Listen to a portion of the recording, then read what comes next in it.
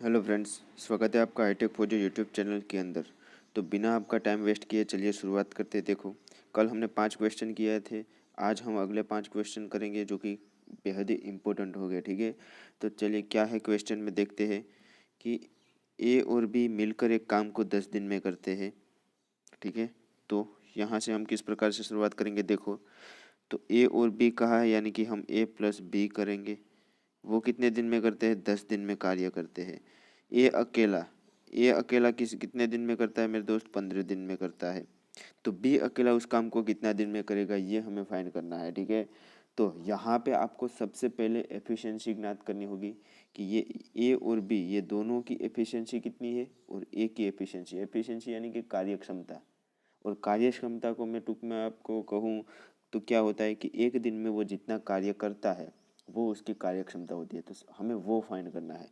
तो उसके लिए सबसे पहले हमें कोई एक कार्य को निश्चित करना पड़ेगा, क्योंकि कार्यक्षमता क्या होता है? कार्यक्षमता जो होता है, कार्यक्षमता वो कार्य बटे में समय होता है। तो ये हमें सबसे पहले निश्चित करें क्या? सबसे पहले हमें कार्य फाइंड करना पड़ेगा।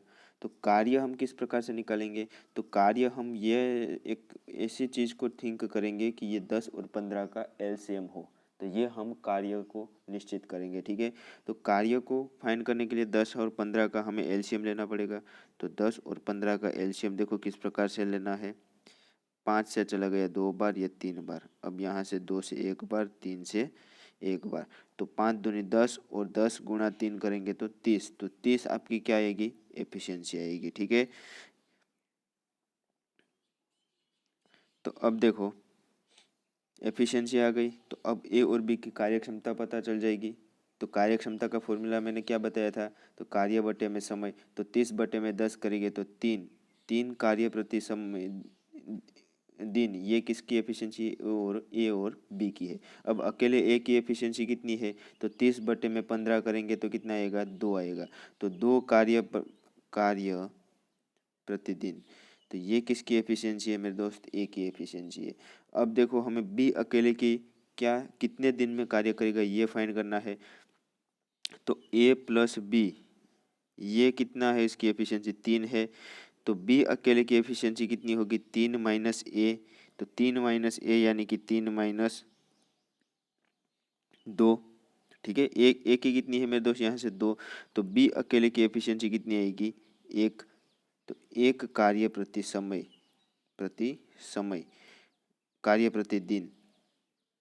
तो ये किसकी होगी? बी अकेले की एफिशिएंसी होगी। तो ये तो होगी एफिशिएंसी, यानी कि वो एक एक कार्य एक दिन में करता है। ठीक है, एक दिन में वो एक कार्य करता है।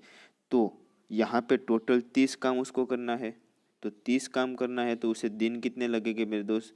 तो 30 गुणा 1 यानी कि 30 दिन लगेंगे उसे। तो ऑप्शन नंबर सी यहाँ पे हमारा सही होगा। ठीक है, तो इस प्रकार से आपको करना होगा।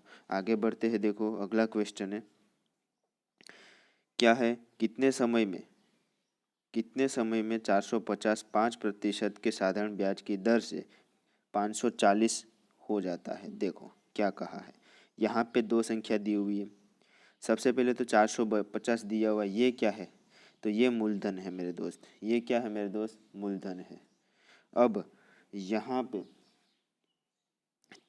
5% ब्याज की दर दी हुई है, यानी कि आर दिया हुआ है। तो आर कितना दिया हुआ है? 5%। हमें फाइंड एन यानी कि समय को फाइंड करना है। तो यहाँ पे ये क्या दिया हुआ है? ब्याज की दर से 540, ये टोटल धन है। तो टोटल धन में से यदि हम मूलधन घटा दे, यानी कि 540 में से यदि हम 450 घटा दे, तो हमें क्या मिल जाएगा मेरे दोस्त? ब्याज मिल जाएगा। समझ में आया? तो वो ब्याज कितना होगा? यहाँ पे जो कीमत मिलेगी वो ब्याज होगी, तो वो कितना होगा? 90 होगा। यानी कि ये हमें पास आई मिल गया। तो यहाँ पे साधारण ब्याज दिखा हुआ है, तो साधारण ब्याज लिखा हुआ है, तो I is equal to P R N बटे में 100 वाला फॉर्मूला हम लगा देंगे। ठीक है, तो आई कितना है? यानी कि साधारण ब्याज हमारे पास 90 है। इसके बराबर पी कितना है मेरे दोस्त? 450 है। आर हमारे पास 5% है। एन फाइन करना है, उसके बटे में 100 कर देंगे। तो यहाँ से ये चला गया। तो 9 से ये कितनी बार चला जाएगा, 5 बार चला जाएगा, ठीक है। और यहाँ पे 10 बचेगा, 5 से ये 2 बार चला जाएगा, ये 5 से 2 बार चला गया, तो n कितना बचा मेरे पास, तो 2 गुणा 2 यानी कि 4, तो 4 वर्ष उसे लगेंगे, यानी कि ऑप्शन नंबर 2 यहाँ पे हमारा सही होगा, ठीक है।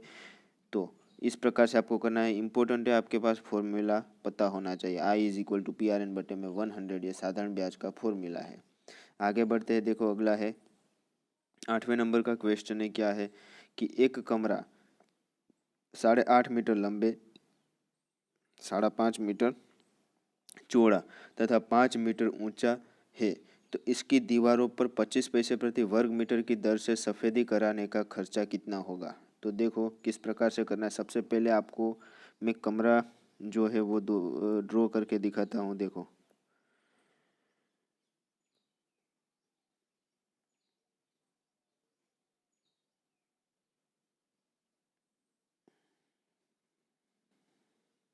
ठीक है, सपोज करो ये एक कमरा है। अब देखो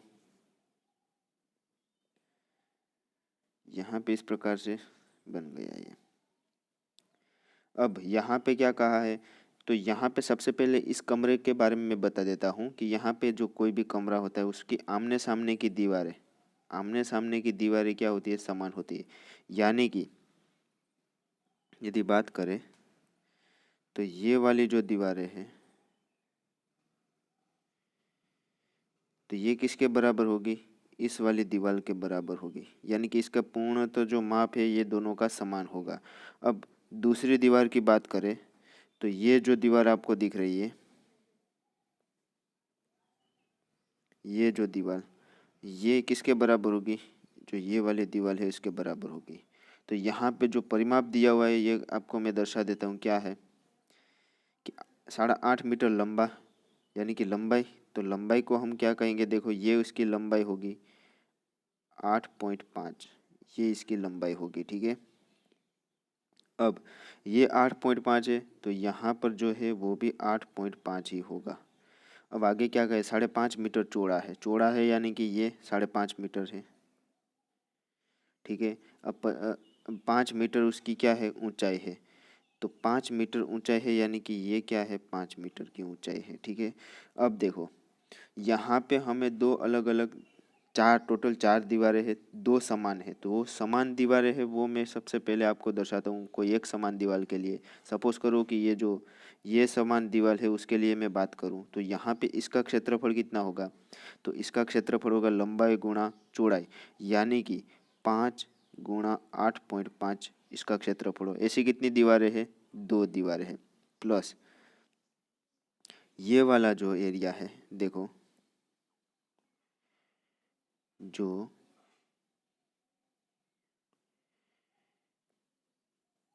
देखो यहाँ पे ये वाला जो एरिया है, इसके लिए हम इसका क्षेत्रफल फाइंड करेंगे, तो इसका क्षेत्रफल कितना होगा, तो इसका क्षेत्रफल होगा 5 गुणा 5.5। तो ऐसी कितनी दीवारें हैं, दो दीवारें हैं। तो अब सिंप्लीफिकेशन करना है, सिंपल है, देखो तो 5 गुणा 2 करेंगे तो 10, 10 गुणा 8.5 यानी कि 85, प्लस 5 गुणा 10 करेंगे तो 2 करेंगे तो 10, और 10 गुणा 5.5 यानी कि 55। तो एरिया हमारे पास कितना आएगा, तो इसका एरिया आएगा 5 और 5 10 और 140 मीटर स्क्वायर, ये इसका एरिया आएगा। यहाँ पे हमें क्या कहा है कि यदि बात करें कलर करने की, तो ये टोटल टोटल जो एरिया है वो जो एक कमरा है उसका टोटल एरिया तो हमें मिल गया। तो अब हमें क्या करना है कि 25 पैसे प्रति वर्ग मीटर की दर से सफ़ेदी लगानी है, यानी कि 25 पैसे प्रति वर्ग मीटर। देखो यहाँ पे पैसे पे दिया हुआ है तो हमें इसे रुपये में कन्वर्ट करना है, तो 25 पैसा यानी कि 1/4 रुपीस होगा, ठीक है। तो 1/4 रुपीस प्रति वर्ग मीटर, ठीक है। तो इसकी दर से यानी कि एक वर्ग मीटर में वो कितना, 1/4 रुपीस उसे लगता है, तो 140 में कितना लगेगा, तो यहाँ पे सिंपल हम कौन सा फॉर्मूला लगाएंगे? त्रिराशि का जो फॉर्मूला है ये लगाएंगे, यानी कि 1/4 रुपीस प्रति वर्ग मीटर में कितना 25 पैसा लगता है, सॉरी, यानी कि 1 वर्ग मीटर में 4 रुपीस लगता है। यहाँ पे हम लिख सकते हैं कि 1 वर्ग मीटर में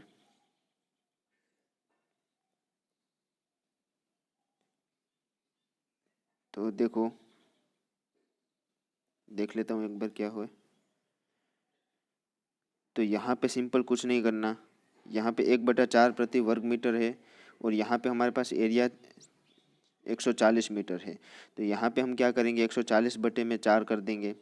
ठीक है, 140 जो टोटल एरिया है उसका गुणा 1/4 कर देंगे।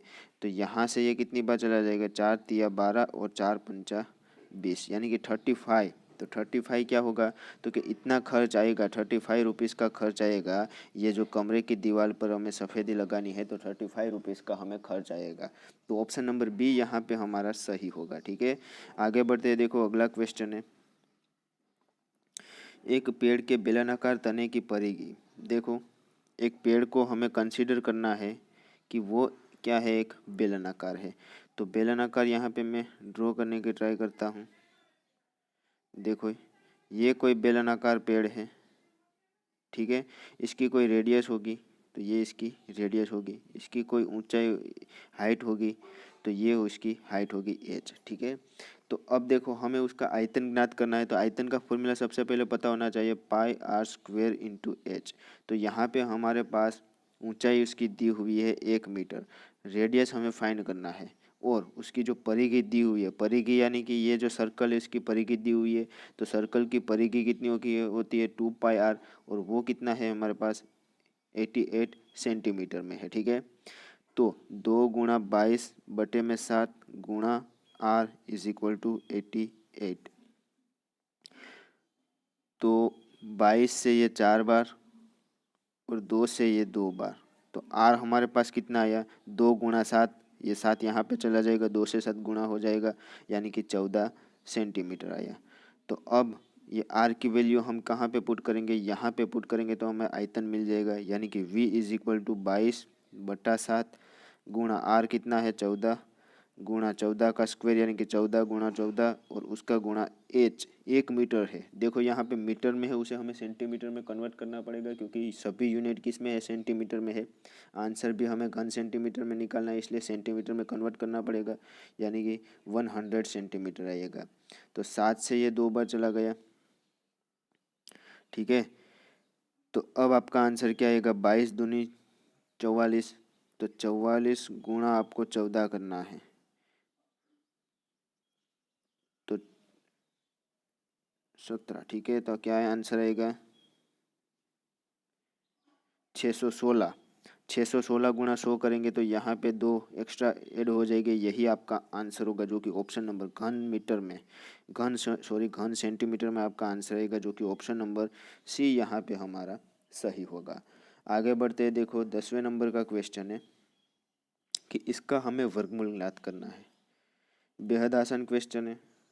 ठीक है, क्या करना है, सबसे पहले तो यहाँ पे आपको दिखाई दे रहा होगा लास्ट की जो संख्या है वो क्या है 25। तो वर्गमूल में एक लॉ है, क्या लॉ है कि यदि किसी भी संख्या के लास्ट में यदि 25 है